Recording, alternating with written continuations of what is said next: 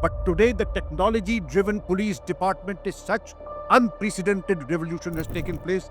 I have two constables of Noida Police who, sir, are working for the PhD in AI and cyber security. Cyber criminals had better run for their money because we have 12 forensic science laboratories, one forensic science university, and the scientific aids to investigation are such. You would not believe it, there's a triple IT here in Lucknow. We engaged them for a small sum of 18 lakhs. You would not believe for that 18 lakh, we got a return of 4,000 crores in just 1 year. 8 cities which were picked up for defense corridors happen to be in Uttar Pradesh. The reason is we wanted to have the manpower, the labor, the skilled labor, as well as the connectivity, the logistic hubs, and most importantly, the logistic supply chain in at one place. You see what happens in grassroots, women participation has increased like anything. They are transacting, they become the business correspondent, they are doing the transaction. Ayushman Arogya Mandirs, these are called as the AAMs, and UP has got at least 22,000 of these kind of mandirs.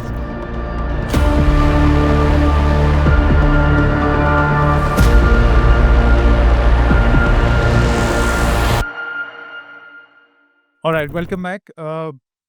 In this part of the discussion, we are going to talk about innovation at scale shaping Uttar Pradesh's future. And as you can see on the stage, you have a wide variety of and a cross section of talent, people who have worked in the administration and the police, to those who have served in the army, to those who are from the forces and now are serving the medical profession, to food and sustainability. So let me begin with you, Dr. Singh. Your experience as the chief of the police, and drawing from your experience, what do you think from a policing point of view? You just heard how important is that as stage one in a state as wide and vast as Uttar Pradesh before you can think or dream of any type of innovation?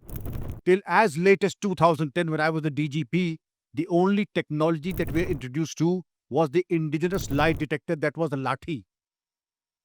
But today, the technology-driven police department is such unprecedented revolution has taken place. I have two constables of Noida Police who, sir, are working for the PhD in AI and cyber security. Constable level. Now they can give tutorials to us on AI applications of policing, and therefore I would say that this is a dream come true and a revolution in the making. But today, unless a person has suicidal tendencies, he would not even look at you today. That is the difference that application of technology has made today, Sanketji. Then 112, this Shakti Karan, every recruitment was besotted with scandal. And it was my painful duty to discharge thousands of constables and also suspend 12 senior IPS officers who were part of the recruitment. This 1,60,000 recruitment went off without a single complaint. This is also a game changer. And now we have people, constables right up to IPS officers, and the cyber crime, the cyber criminals had better run for their money because we have 12 forensic science laboratories, one forensic science university, and the scientific aids to investigation are such that 90% success in convictions. You've really got my curiosity motor running. That much I can definitely say. Dr. Gokarn, as an administrator, as a former administrator, I want you to draw a parallel between what you saw when you were actively an administrator in the state versus what you see as not an outsider, but as an observer of things the way they're happening in Uttar Pradesh. You saw that a budget of 9 lakh crores has been made by the state government. But it makes you wonder whether all this will actually be utilized at all or not. Because as a finance and economist person, I look at not just the budgets, but for every state, the governance, institutional, and coordination structures, what I call as GIC, is probably more important than your study of what GDP or outlays per se are. So that is what transforms what is being allotted to what is being actually being used and utilized. And that is where I think our systems in UP have only strengthened with under the leadership of the present chief minister. Uh, Earlier, it was only allocations and people stopped discussing beyond that. But today, what is being monitored is not just the allocation, but actually whether it is being utilized or not. I'll just give you a simple example. In PWD, it was very common to say that a proposal is from Ramu ke ghar se Shamu ke ghar tak. And then after 3 months, Shamu ke ghar se Ramu ke ghar tak. Nobody would be the wiser as to whether the same road is being done twice. But under the leadership of the present Chief Minister, every road in the state has got a UID. It's got an almost like an Aadhaar number where you can know by looking at a click that what is the number of that road, who is the Malik of that road, whether it is Nagar Nigam or whether it is Development Authority like LDA or PWD. And then within PWD, when last it has been taken up for repairs or for special repairs. But that is a kind of use of technology and systems. And therefore, every penny that is being allotted today, you have the traceability and trackability as to where it is actually being used. So that is what gives the confidence that whatever allocation is being made by the government is actually getting to use at all. The second is the use of artificial intelligence. People said that artificial intelligence is coming in. But UP has already used artificial intelligence. I used to be the GST head, the principal secretary and additional chief secretary. And the target for us was massive because the state wasn't getting support from the center. These allocations had come down because the whatever was being deficit earlier was being given by the center had stopped. But the challenge and target was not just to meet that deficit, but give a delta or an increase to the state revenue. You would not believe it. There's a triple IT here in Lucknow. We engaged them for a small sum of 18 lakhs to do what is called as the first artificial intelligence across our databases within GST, integrated with the NH e-way bill systems. And for that 18 lakhs, within one, and it was automated notices generation and then getting the money wherever there is mismatch between GST returns to get that money back into GST. You would not believe for that 18 lakh, we got a return of 4,000 crores in just 1 year. So that is the power of AI. That is the power of generation of information that is there. And as somebody said, AI, it's not just data center. Data is actually oil.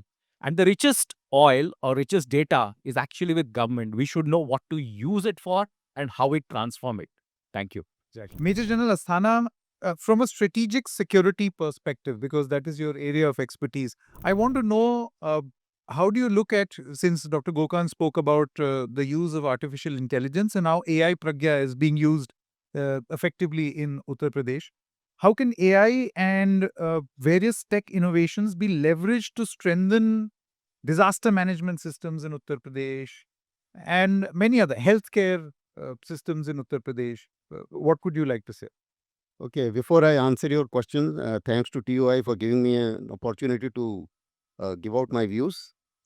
And most importantly, let me connect Uttar Pradesh with the national aim and the vision which we are looking at. Now, you would have heard so many politicians giving all kinds of jumlas as far as India is concerned. But if I have to put it as a strategic analyst, I would put the aim of India in 3 words: peaceful, inclusive, growth. And if you have to put timelines to that, that becomes Viksit Bharat 2047. And if I have to look at the elements of national power, then you have the demography, that is the people. You have economy. We heard so many speakers speaking on economy and the way it is getting linked to the national economy. And 20% population, so therefore 20% a goal being set for the economic target, that makes sense.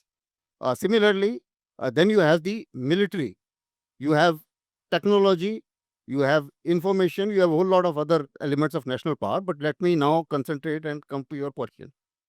You see, when we are looking at the demography of Uttar Pradesh, this demography by itself is not a strength. It has to have per capita productivity. And how do you improve the per capita productivity? Because we have the largest English-speaking young population in the world. And out of that, maximum population in Uttar Pradesh. Because if Uttar Pradesh was to be a country, it would have been 6th largest country of the world as far as population is concerned. That's the kind of demographic strength we have. But you have to innovate that strength and empower them with the artificial intelligence in every sphere. Unless you do that, the per capita productivity of the man does not increase. And if it doesn't increase, then it doesn't give you the kind of dividend which you want. Today, if I have to compare the per capita productivity of India with the per capita productivity, it works out to about 1:5. That is the kind of gap which we have. We all keep saying that, okay, China is growing so fast, but then there is a element of per capita productivity which is required. And that is where the AI innovations, the AI skill training is required. So now to increase the per capita productivity, what is required is that you have to skill people, skill with AI in every sphere, whether it is healthcare, education, production, whether it is agriculture. Even in agriculture, the AI is important. So all these, everything, there is, I don't visualize any single area where AI is not involved.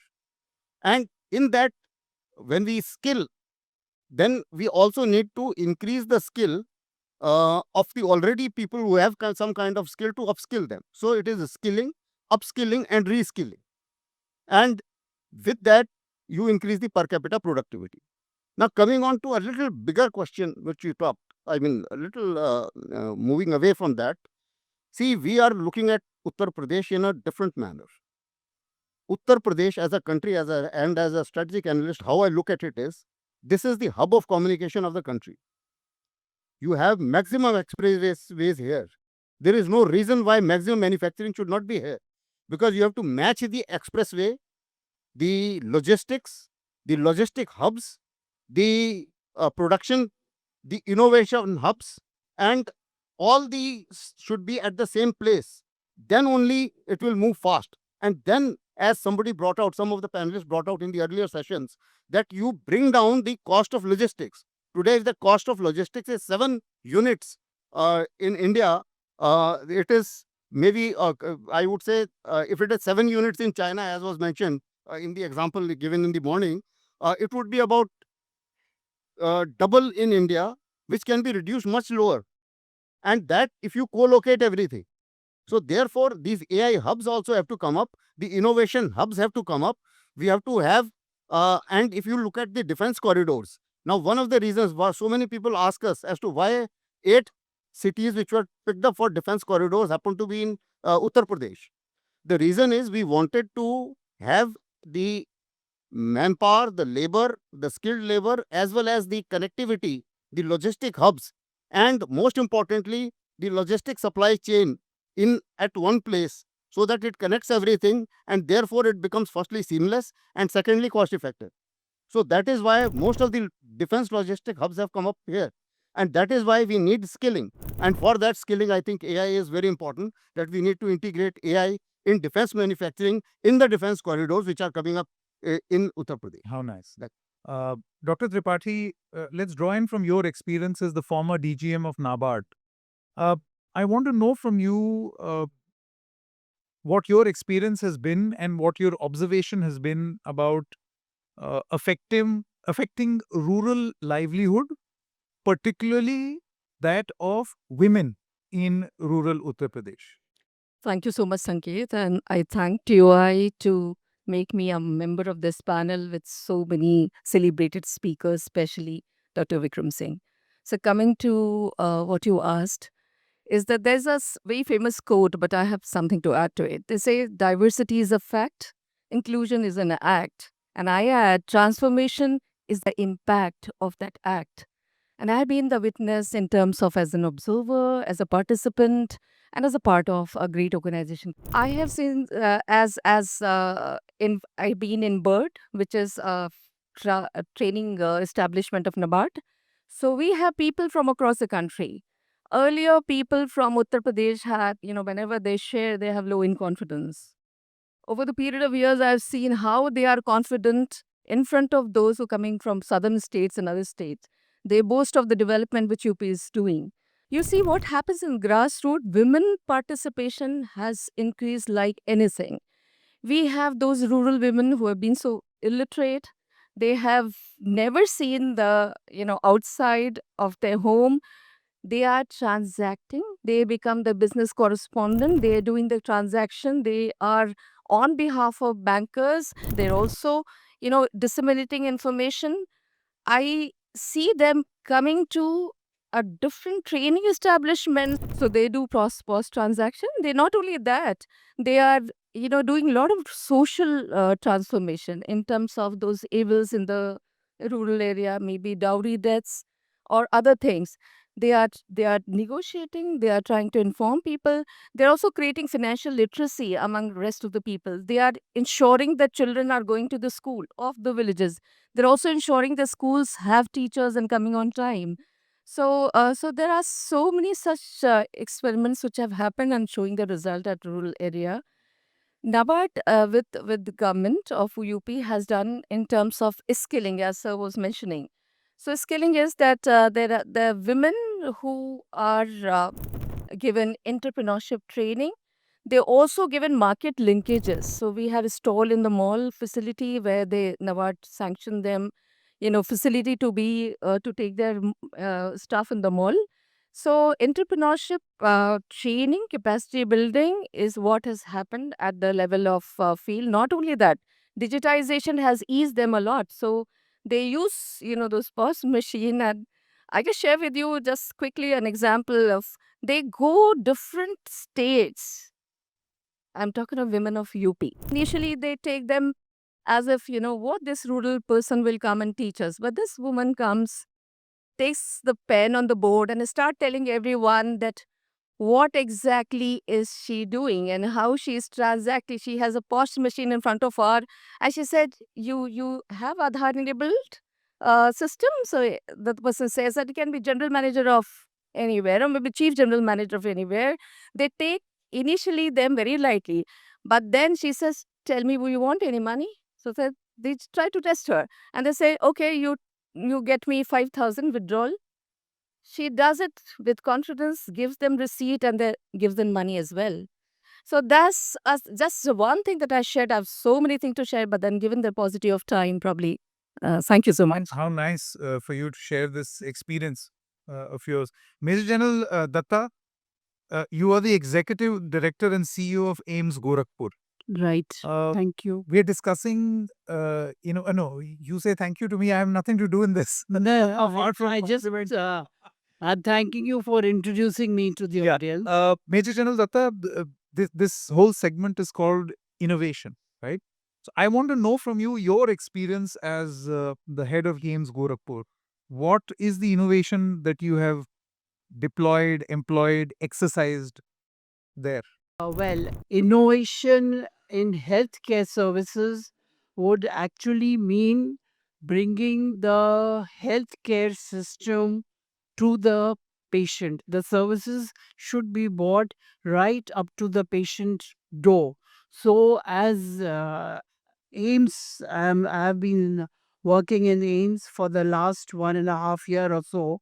So, we are trying our best to do that by we have these Ayushman Arogya Mandirs, which are the health and wellness centers which have been started by the state government. And in this, we have NCD, what do you call it, screening, that is the non-communicable diseases screening. Then we have elderly elderly health care. Then we have palliative care, and apart from that, many preventive screenings we do for hypertension and diabetes.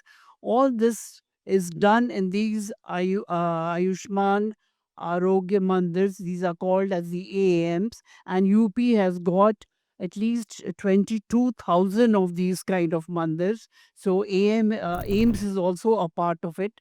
And apart from this, we have got mobile clinics which are there in Uttar Pradesh, which are actually medical mobile units, which again bring the the patient centered healthcare services right to the remote villages. Apart from that, we have these hospital on wheels.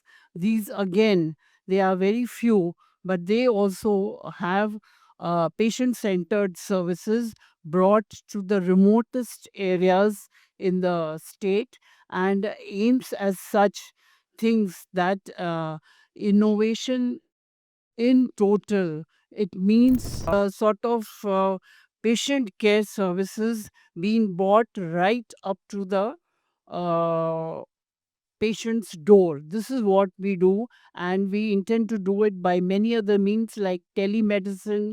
Then we have surveillance services which are going on in the villages, give treatment to them. And here comes in AI also, where we have doctors in the district health care centers which can have a screening through AI for the diseases for the patients and accordingly counsel them or give them referrals for the hospitals if required. जी मनोज जी यहाँ पर हैं। Manoj ji CEO हैं transformation commission के, और मुझे लगता है कि आपका जिस तरीके का मैंडेट और काम है, इस मंच पर हमेशा एक ट्रांसफॉर्म अगर आप करना चाहें तो हमेशा एक गुंजाइश रहती है सुझाव की। तो यहाँ पर let's let's draw in from this experience. 1-1 minute का समय मैं यहाँ से देना चाहूँगा, अगर आप ट्रांसफॉर्मेशन के लिए कुछ सुझाव देना चाहें तो। 1 मिनट का समय पूरा, will take a circle. 30 second में मनोज सर, मेरी गुजारिश ये है कि आज अगर आईटी हम इलिटरेट हैं तो हम बिल्कुल I am of no relevance in the police department.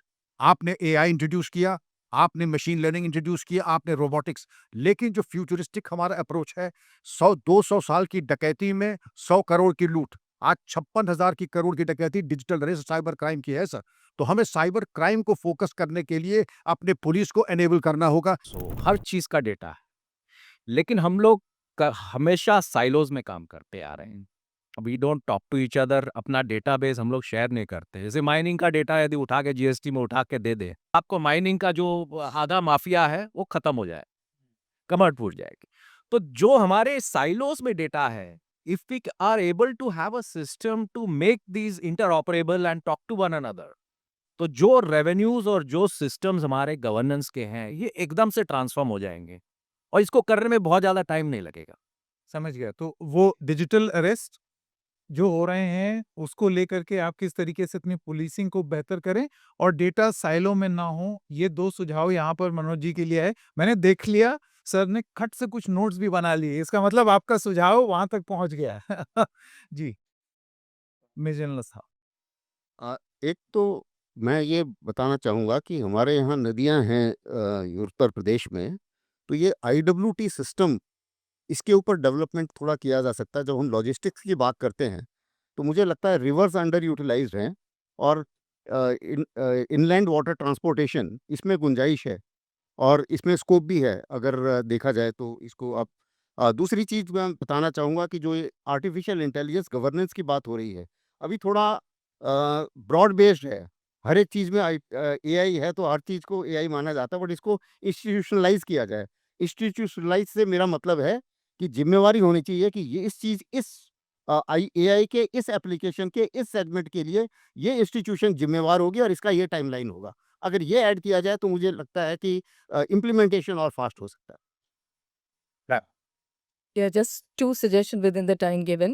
One is that at grassroots level, when the crime happens and through Mission Shakti, a lot of disposal has taken place. Nevertheless, follow up is something which becomes many time a casualty. So follow up is very necessary for everybody to get an access to that police facility. This is one. Second, there is something called as local committee, which comes under POSH Act, which is Prevention of Sexual Harassment. So local committee, UP has very big informal sector. So this local committee is there digitized and everything, but meeting has to be ensured, which many time doesn't take place. Second thing is that, there should be some budget, maybe if not there, I may not be very clear about it.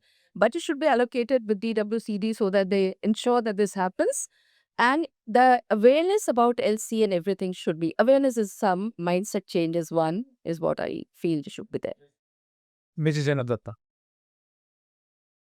Well, I feel that AI as such in healthcare would be of great importance, and we can use AI basically, like I said, for telemedicine, and it becomes very convenient for the patient that they don't have to come to the hospital. It helps in sort of avoiding duplications in investigations and reducing the cost even for the patient as well as for the hospital. I think these are the things how AI would help. जी बिल्कुल बहुत बहुत धन्यवाद आप सबका doctor Singh doctor Gokar major general Asthana doctor Tripathi as well as major general Datta thank you very much for joining us thanks